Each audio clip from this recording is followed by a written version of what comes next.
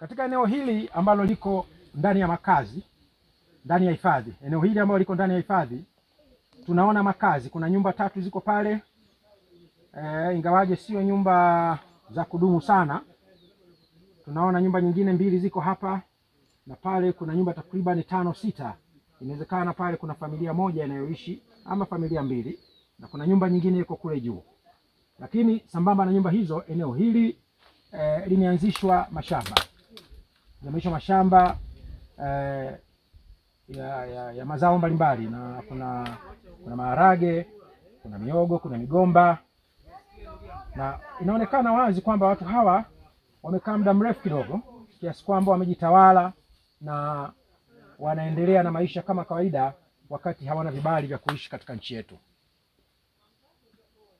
Tunawapa onyo na kuwaambia waondoke,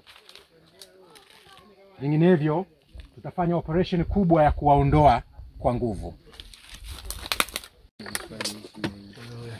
Simanya wapi? Mbona kukusikia unasikia? Unataka unaongea na nani? Ongea Kiswahili. Simanya wapi wewe? Wakati unajua. Mbona kusikia nasikia? Sasa umesikia, kama unajua Kiswahili tunakwenda kukufunga. Ndio utajua, utakijua, utajifunza jela. Sawa? Ongea Kiswahili. Ongea Kiswahili. Ongea Kiswahili. Ongea hivyo hivyo kidogo kidogo. Ongea.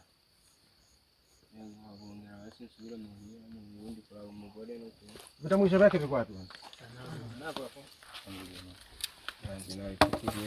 Ni nini? Kwa nyuma hapo na zando kuna ile karangamoto. Nisaidie kushika. Ya safari ndefu sana kuingia katikati ya hifadhi, ambapo tumetembea takriban kilomita 9 na zaidi. Sasa tumeanza safari hii saa 3 asubuhi. Tuko hapa katikati ya hifadhi, tumekutana na raia wa Burundi. Unaitwa nani? Bimenyimana Saloma. Nani? Bimenyimana Saloma.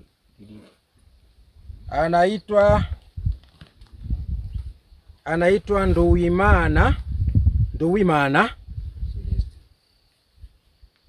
Anaitwa Nduwimana Salomo. Salomo Nduwimana ni papa wangu. Baba yako ndo Nduwimana. Wewe jina lako Salomo. Si ndio?